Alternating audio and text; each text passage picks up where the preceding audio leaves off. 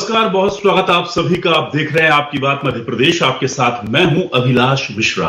आज हम बात करेंगे उसी भगदड़ की जिसने एक के बाद एक कई रिकॉर्ड तोड़ दिए, जिसने कांग्रेसी नेताओं का पार्टी पर से भरोसा तोड़ दिया, जिसने अपने कहे जाने वाले लोग जो थे उनके अपनेपन का जो रिश्ता था वो भी तोड़ दिया। हम बात कर रहे हैं कमलनाथ के गढ़ छिंदवाड़ा की, जहां पर कांग्रेस को एक के बाद एक झटके लग रहे हैं। पहले पार्षद, पूर्व विधायक और कई नेता बीजेपी में शामिल हुए, लेकिन कमलनाथ के खास और करीबी समझे जाने वाले प्रवक्ता सैयद जाफर या दूसरे नेताओं के आने के बाद यह सिलसिला थमा नहीं है। दीपक सक्सेना, पूर्व मंत्री और विधायक, ऐसा नाम है जो कमलनाथ के लिए बिल्कुल खास और करीबी लोगों में से शुमार किया जाता है, लेकिन उनके बेटे अजय सक्सेना ने बीजेपी ज्वाइन कर ली है। नरोत्तम मिश्रा को कथित तौर पर कहा जाता है कि यह पूरा काम दिया गया है और नरोत्तम मिश्रा इस पूरे पार्टी में जो लोगों की आमद चल रही है उसको उनकी देखरेख में यह सब चल रहा है। अजय सक्सेना का बीजेपी में आना सीधा संदेश है, क्योंकि दीपक सक्सेना कमलनाथ की मर्जी के बिना कहा जाता है कि कोई काम नहीं करते। ऐसे में यह परमिशन उन्हें कैसे मिली और क्या यह किसी सोची समझी रणनीति का हिस्सा है, या फिर वो जो दबाव की बात कांग्रेस कहती है उसका कोई असर है? इसी पर करेंगे आज आपकी बात।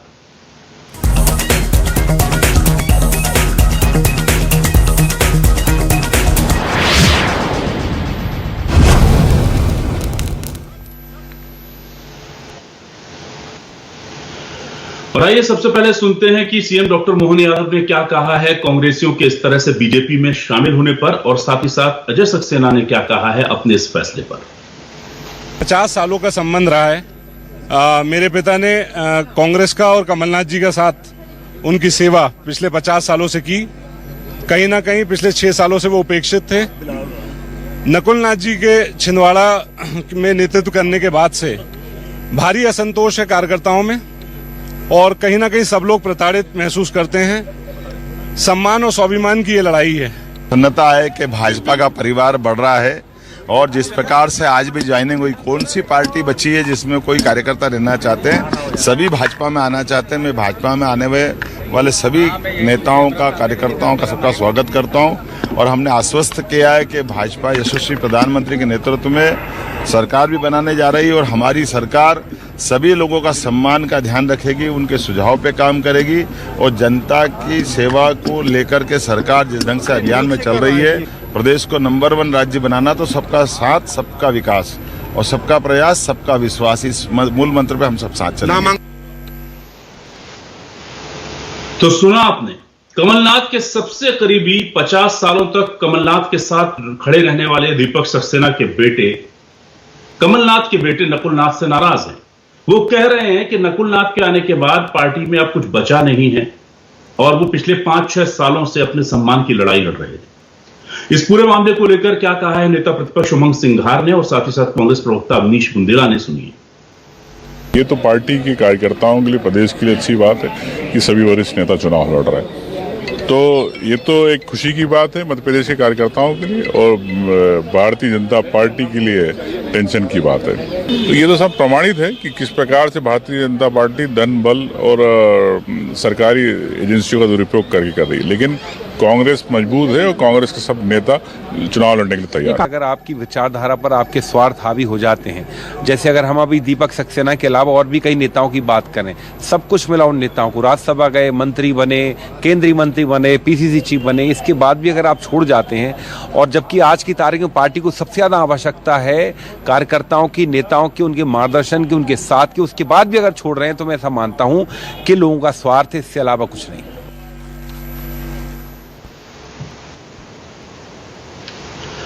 और आइए अब रुक कर लेते अपने खास मेहमानों का, एक एक कर तारुफ करा देता हूं आपसे। मेरे साथ आज कांग्रेस से वरिष्ठ नेता प्रवक्ता आनंद जाट साहब जुड़ रहे हैं। बहुत बहुत स्वागत करूंगा आनंद जी आपका। आज मेरे साथ वंदना त्रिपाठी बीजेपी से ज्वाइन कर रही है, वरिष्ठ नेत्री प्रवक्ता। बहुत बहुत स्वागत है वंदना जी आपका भी। और साथ ही साथ देशदीप सक्सेना जी हमारे साथ जुड़ रहे हैं, वरिष्ठ पत्रकार के तौर पर। देशदीप जी बहुत स्वागत है सर आपका। सबसे पहला सवाल मेरा आनंद जी आपसे ही है। आनंद जी, ऐसे ऐसे लोग छोड़कर जा रहे हैं, अब आप इन्हें कचरा कहिए, आप इन्हें लालच में जाने वाले लोग कहिए, आप डर के कारण ले आए गए लोग कहिए, पर अब तो चिंता होनी चाहिए, और अगर चिंता नहीं हो रही है तो फिर बहुत दिक्कत हो जाएगी।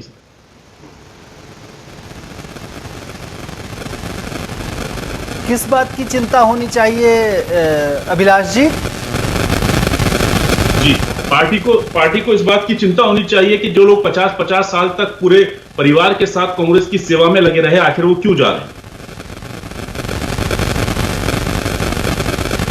कांग्रेस ने इनसे क्या लिया है, ये थोड़ा सा अगर आप अपने पैकेज में स्पष्ट करते तो बहुत अच्छा होता।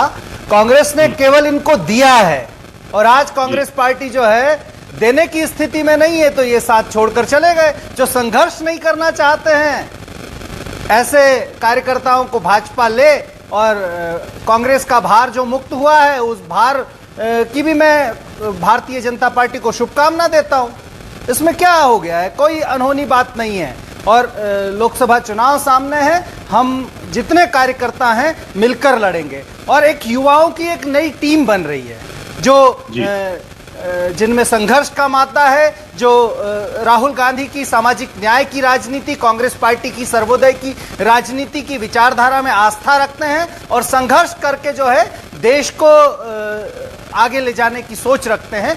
ऐसे लोगों से कांग्रेस जो है वो आज मजबूत बनेगी, और भविष्य की कांग्रेस और भविष्य का भारत जो है वो कांग्रेस के साथ खड़ा करने के लिए लोग तैयार होंगे। ठीक है, बिल्कुल। मैं वंदना जी आपके पास आता हूं। वंदना जी, यहां पर एक महत्वपूर्ण सवाल यह भी है कि नकुल नाथ के ऊपर आरोप लगाते हुए अजय सक्सेना जो है वो पार्टी छोड़कर बीजेपी में शामिल हुए हैं। क्या वहां पर कमलनाथ और नकुल नाथ के अलावा किसी और कार्यकर्ता को पनपने का मौका नहीं दिया जा रहा? इस तरह का कोई माहौल दिख रहा है आपको छिंदवाड़ा में? आखिर चल क्या रहा है? जी नमस्कार अभिलाष जी, बाकी पैनलिस्टों को भी नमस्कार। देखिए अभिलाष जी, अभी जो अवनीश बुंदेला जी कह रहे थे वो मैं सुन रही थी कि जब किसी के ऊपर अपना स्वार्थ हावी हो जाता है तो वो संगठन को छोड़ देता है, अपने दल को छोड़ देता है। उनकी बात को मैं थोड़ा सा क्लैरिफाई और रेक्टिफाई करना चाहूँगी। जब व्यक्ति का आत्मसम्मान उसे गवाही नहीं देता है कि अब इससे ज़्यादा अत्याचार और इससे ज़्यादा अपमान हम नहीं सह सकते, तब व्यक्ति इतना मजबूर हो जाता है कि 50-50 साल तक जो व्यक्ति इतनी ईमानदारी से किसी का साथ दे रहा हो, उसे उस पार्टी का या उस राजनीतिक दल का या उस नेता का दामन छोड़ना पड़े। कमलनाथ जी और नकुल नाथ जी ने जिस प्रकार से छिंदवाड़ा को अपनी बपौती बनाकर रखा हुआ है, वही कारण है कि छिंदवाड़ा से सबसे ज़्यादा कार्यकर्ता आहत होकर, नाराज़ होकर भारतीय जनता पार्टी का दामन थाम रहे थे। इन लोगों के लिए एक कांग्रेस पार्टी के लिए मुझे एक शेर भी याद आता है जो मैं आपको बताना चाहूँगी कि गालिब जिंदगी भर हम ये गुनाह करते रहे, धूल हमारे चेहरे पर थी और हम आईना साफ करते रहे। तो अपने आप के अपने विश्लेषण मंथन नहीं करते हैं कि आखिर इनके मैनेजमेंट में कहाँ कमी है। कि देखिए, आप पूरे देश में लोग कांग्रेस का दामन छोड़ रहे हैं, 70% लोगों ने भारतीय जनता पार्टी ज्वाइन करी है। वहीं आप देखिए कि ऐसा नहीं है कि उन्होंने दूसरे दलों का दामन नहीं थामा है। तमिलनाडु में तृणमूल कांग्रेस का दामन था, वेस्ट बंगाल में तृणमूल कांग्रेस का थामा है, बिहार में आरजेडी का थामा है, मध्य प्रदेश में अवश्य भारतीय जनता पार्टी का दामन सबसे ज़्यादा थामा है। तो उसका कारण कहीं ना कहीं अगर इनकी पार्टी छोड़ दूसरी पार्टियों में जा रहे हैं तो क्या कारण होगा? कारण प्रश्न चिन्ह इन पर लगता है।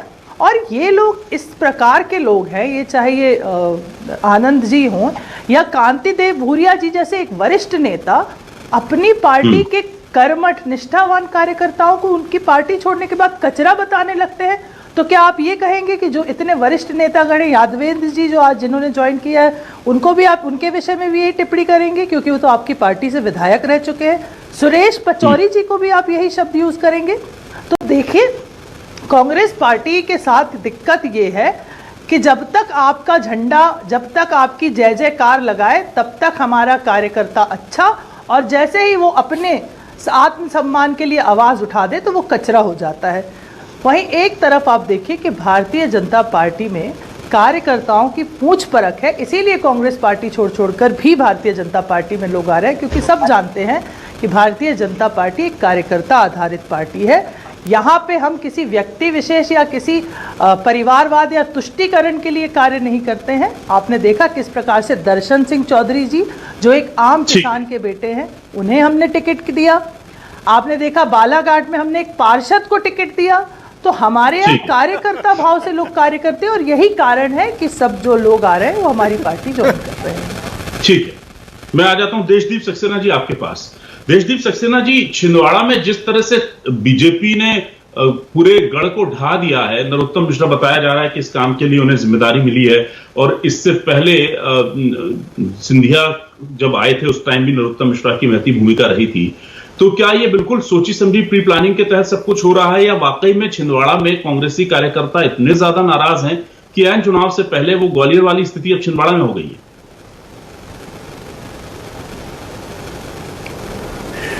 देखिए अभिलाष जी, आपने जो आपके सेंटेंस में एक शब्द क्या सोची समझी एक स्ट्रेटेजी के अंतर्गत हो रहा है, तो बिल्कुल छिंदवाड़ा को आप देखिए, बीजेपी पिछले कई दशकों से जीत नहीं पाई है। वो एक ऐसा किला है जो अभी तक, मतलब इस चुनाव तक अवैध बना हुआ है। अब इस चुनाव के रिजल्ट के बाद क्या बीजेपी वहाँ अपना झंडा गाड़ पाएगी, क्या बीजेपी का मेंबर ऑफ पार्लियामेंट वहाँ से चुन के आ पाएगा, ये तो आने वाला वक्त बताएगा। लेकिन सत्य ये है कि पुरजोर कोशिश करने के बाद भी, ऐसा नहीं कि इसके पहले के लोगों ने कोशिश नहीं करी। उमा भारती जी ने भी कोशिश करी थी जब वो मुख्यमंत्री थी, शिवराज सिंह चौहान जी ने भी लगातार कोशिश करी थी जब वो मुख्यमंत्री थे, खुद शिवराज जी भी जब जैसे ही विधानसभा चुनाव के रिजल्ट्स आए थे, आपको याद होगा कि वो 2 जगह विजिट करी थी उन्होंने, एक श्योपुर जिले में और एक छिंदवाड़ा में, और ये बताने की कोशिश करी थी कि किस तरीके से छिंदवाड़ा बीजेपी की प्रायोरिटी में टॉप पे है, और वही देखने को मिल भी रहा है। बीजेपी ने जो एक स्पेशल सेल बना रखा है जिसको लीड कर रहे हैं नरोत्तम मिश्रा जी, वो लगातार ये कोशिश कर रही है कि छिंदवाड़ा से या मध्य प्रदेश के बाकी हिस्सों से लोग, कांग्रेस के लोग खासतौर से बीजेपी ज्वाइन करें। नरोत्तम जी ने एक फिगर भी अभी हाल ही में जारी किया था, कुछ 15-16 हज़ार लोगों ने मध्य प्रदेश में ओवरऑल कांग्रेस के लोगों ने बीजेपी ज्वाइन करी है। देखिए छिंदवाड़ा में हाल ही में हमने देखा कि कुछ पार्षदों ने करी है, या कुछ एक ऐसे नेता जो कमलनाथ जी के मुख्यमंत्री बनने के बाद मध्य प्रदेश में प्रवक्ता के रूप में जाने लगे थे। हाल ही में जो लेटेस्ट है वो अभी शाम को आज दीपक सक्सेना जी के सुपुत्र ने बीजेपी ज्वाइन करी है। तो ये एक साइकोलॉजिकल इम्पैक्ट बनाने की कोशिश की जा रही है वोटर्स पे और आम पब्लिक में कि देखिए छिंदवाड़ा में सब कुछ ठीक नहीं है, छिंदवाड़ा का किला ढहने की शुरुआत हो चुकी है, लोग तितर बितर हो रहे हैं, छोड़ के भाग रहे हैं। लेकिन अगर हम देखें कि इनमें से जिन्होंने पार्टी ज्वाइन करी है वो कितने वोट इधर से उधर कर सकते हैं, तो वो कैलकुलेशन में बहुत ज़्यादा नुकसान में अभी भी होता हुआ नहीं देख रहा हूँ छिंदवाड़ा में कमलनाथ जी को। ये बात सही है कि बीजेपी के कई नेता नकुलनाथ जी से नाराज़ हैं या कमलनाथ जी की कार्यशैली से नाराज़ हैं या थे, लेकिन इसके पहले अभी तक कोई कुछ बोलता नहीं था। बीजेपी ने जब से ये स्पेशल एक कैंपेन चलाई तब हमने देखा कि लोगों ने आना शुरू किया, और आज लेटेस्ट अजय सक्सेना जी ने पार्टी ज्वाइन की। यहाँ पर एक बड़ा सवाल ये आता है कि नकुलनाथ को लेकर के जिस तरह से हमलावर हुए दीपक सक्सेना पूरे समय कमलनाथ जो है उनकी छाया के तौर पर बने रहे, लेकिन ये कहा जाए कि अगली पीढ़ी वो सामंजस्य नहीं बिठा पाई, नकुलनाथ और अजय सक्सेना के बीच में वो चीजें नहीं आ पाई, या फिर दीपक सक्सेना को खुद भी लगा होगा कि अगर नकुलनाथ छिंदवाड़ा में रहेंगे तो उनसे बड़ा कद तो किसी और युवा नेता का हो नहीं सकता। तो कहीं ना कहीं ये पुत्र मोह भारी पड़ गया है क्या वफादारी पर? देखिए हो भी सकता हो उनके मन में कुछ इस तरह की भावना हो, लेकिन दीपक सक्सेना जी का आप पिछले बहुत समय से देखिए कमलनाथ जी के बहुत करीबी भी थे, और ऐसा नहीं है कि माफ करिए दीपक सक्सेना जी को उसके एवज में कुछ मिला नहीं। वो कितनी बार वहाँ से एमएलए रहे, मंत्री रहे मध्य प्रदेश में, ये सबको मालूम है। और अब वो किन कारणों से जा रहे हैं वो तो अभी नहीं गए हैं, उन्होंने केवल पार्टी से रिजाइन किया है और उनके सुपुत्र ने ज्वाइन किया है। तो हो सकता हो ये भी कारण हो कि एक जो जनरेशनल गैप है वो कहीं आड़े आ रहा हो, कुछ ना कुछ तो कारण होंगे जो उन्होंने ज्वाइन किया है। लेकिन मैं फिर आपको एक बार बताऊं कि अभी तक जिन लोगों ने ज्वाइन किया है, अगर उसका आप प्लस माइनस करें तो कोई बहुत ज़्यादा अभी भी मैं देख नहीं पा रहा हूं कि बहुत ज़्यादा नुकसान कुछ, अगर हम विथ रेफरेंस टू वोट्स करें कि वोटों के संदर्भ में बात करें कि कुछ वोटों के संदर्भ में कुछ बहुत ज़्यादा नुकसान कमलनाथ जी को होता है, ऐसा मुझे दिखाई नहीं दे रहा। लेकिन हाँ, एक ओवरऑल इम्प्रेशन बन रहा है जनता में, छिंदवाड़ा के लोगों में कि देखिए सब कुछ ठीक नहीं है छिंदवाड़ा में। वो जो अवैध किला है वो अब धीरे धीरे ढह रहा है, और यही बीजेपी चाहती भी है इस तरह का इम्प्रेशन बनाना, और किसी न किसी तरीके से उस किले को वो फतह करना चाहती है, और उसकी ये एक स्ट्रेटेजी है ये।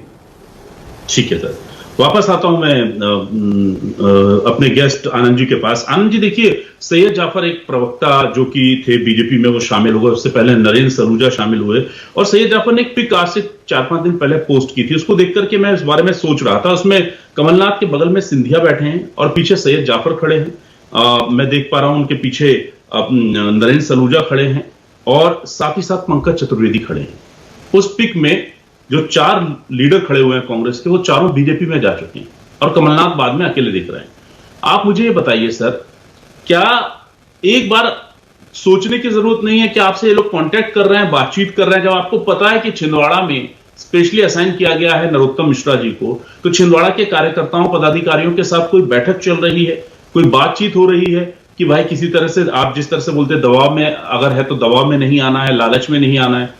आप लोगों की तरफ से, कांग्रेस पार्टी की तरफ से क्या कोशिशें चल रही हैं इस टूट फूट को रोकने के लिए?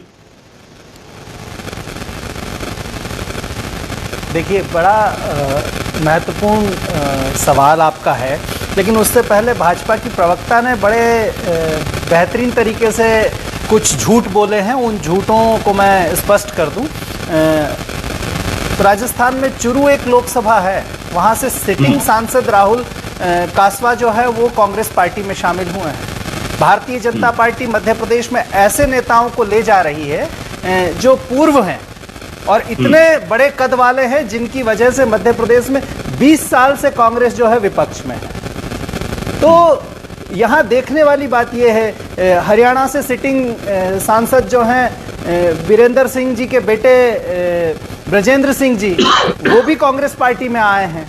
तो भाजपा, और कल ही कांग्रेस में कितने लोगों ने ज्वाइन किया है, और मध्य प्रदेश में ज्यादातर लोगों की उनकी ज्वाइनिंग हुई है जिन्होंने विधानसभा के पहले भारतीय जनता पार्टी छोड़कर कांग्रेस पार्टी में शामिल हुए थे। छिंदवाड़ा के बारे में विशेष तौर पर भारतीय जनता पार्टी प्रोपेगेंडा प्रस्तुत कर रही है कि छिंदवाड़ा में ये हो रहा है, छिंदवाड़ा में वो हो रहा है, लेकिन वास्तविकता ये है कि कमलनाथ जी और नकुलनाथ जी का जो छिंदवाड़ा की जनता से रिश्ता है वो परिवार का रिश्ता है। वहाँ वोट का मामला नहीं है कि केवल वोट लेने के लिए या चुनाव लड़ने के लिए कमलनाथ जी छिंदवाड़ा जाते हों या नकुलनाथ जी केवल वोट के लिए छिंदवाड़ा में रहते हों। एक 1980 के छिंदवाड़ा की कल्पना कीजिए, जहां 1980 में 7 बजे जो है वो ढाबे या रेस्टोरेंट पर भोजन नहीं मिलता था। आज वो छिंदवाड़ा मॉडल के तौर पर देश में विकसित है। और ऐसे ही एक क्षेत्र है भारतीय जनता पार्टी का क्षेत्र विदिशा, जो 70 सालों में ज्यादातर समय विदिशा से जो है भारतीय जनता पार्टी के सांसद रहे हैं।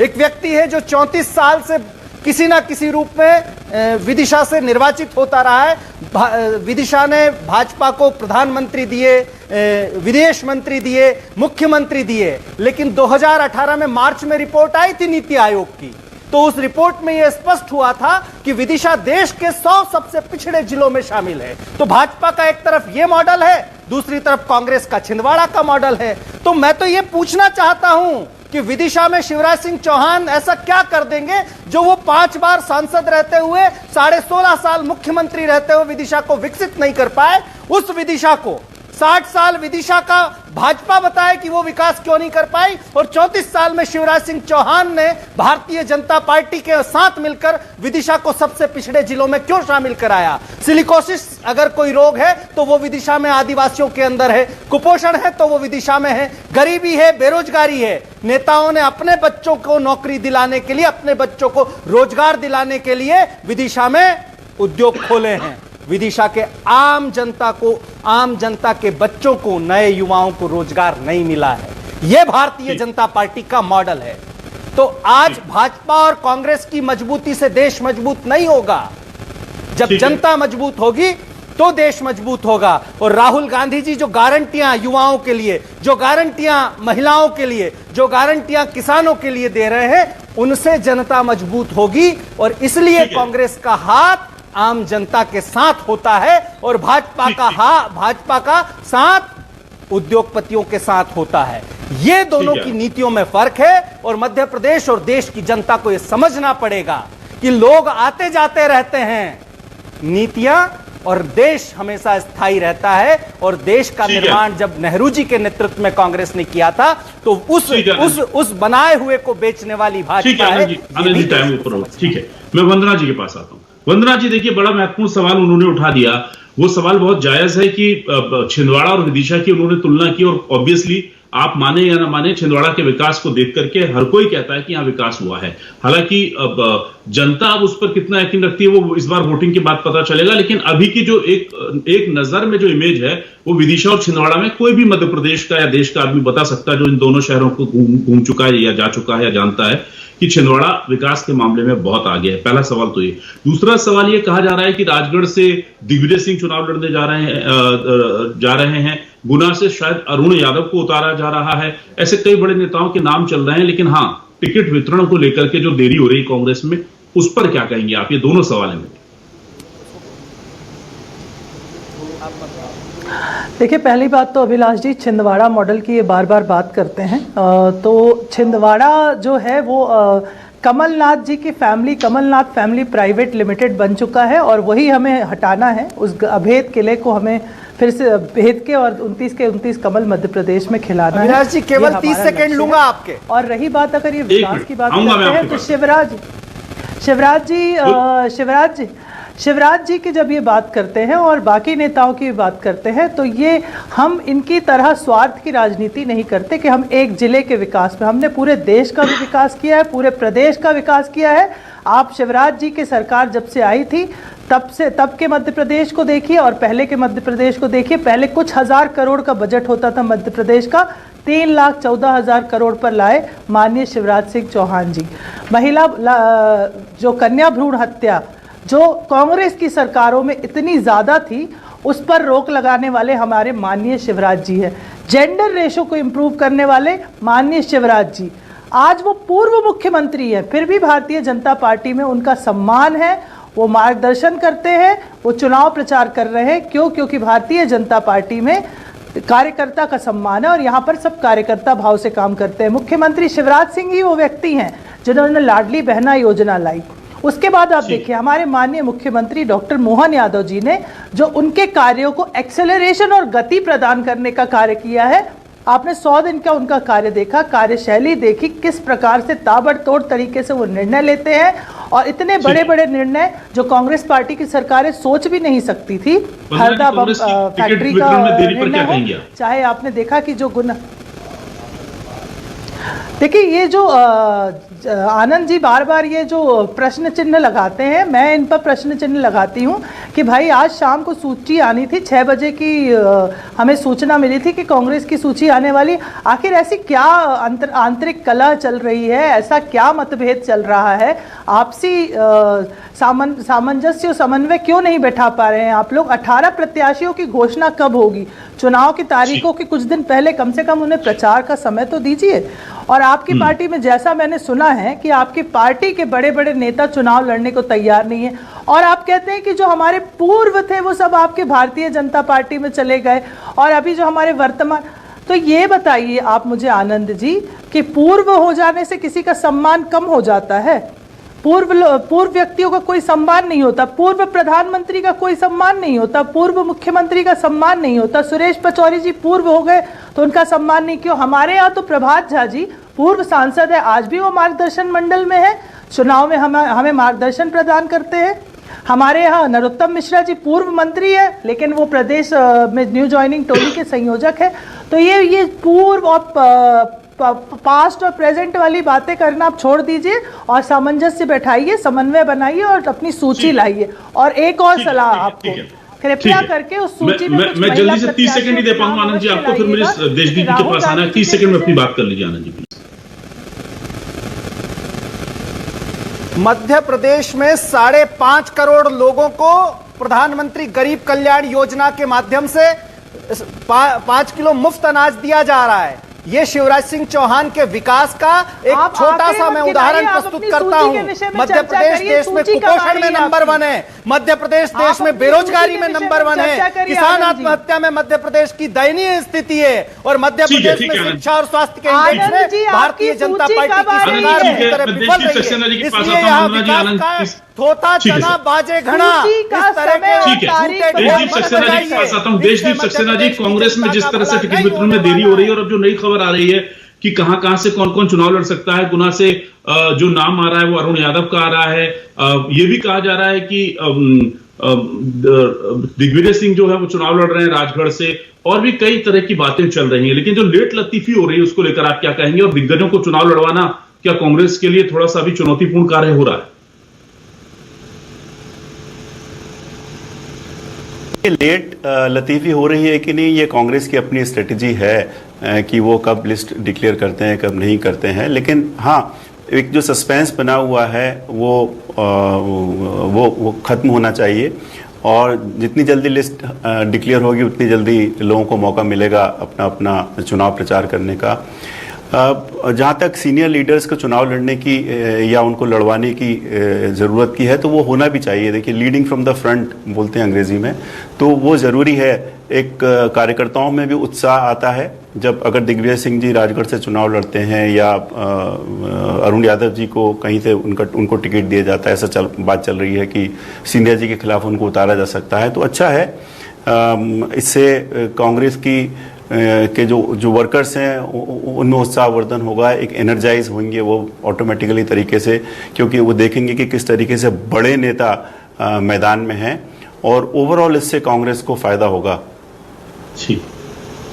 ठीक है, तो कुल मिलाकर के जिस तरह से कांग्रेस में अभी भगदड़ मची हुई है, वो क्या कांग्रेस को आने वाले समय में और मजबूत बनकर उभारेगी, भले ही अभी वो संक्रमण काल के दौर से गुजर रही है, या फिर बीजेपी जो कहती है कि कांग्रेस मुक्त भारत हम बनाएंगे, उस दिशा में एक काम चल रहा है? ये बड़ा सवाल है। पर छिंदवाड़ा में कमलनाथ के गढ़ में जिसमें एक के बाद एक झटके लग रहे हैं कांग्रेस को, उस पर सबकी निगाहें हैं। और कांग्रेस के टिकट वितरण में जो देरी है उससे कहीं नुकसान तो नहीं होगा चुनाव में, ये भी एक बड़ा सवाल है। बहुत बहुत शुक्रिया अदा करूंगा मैं आनंद जाट जी आपका, वंदना जी आपका, साथ ही साथ देशदीप सक्सेना जी आपका इस डिबेट में हमारे साथ जुड़ने के लिए। हमारे दर्शकों का भी बहुत बहुत शुक्रिया। नमस्कार।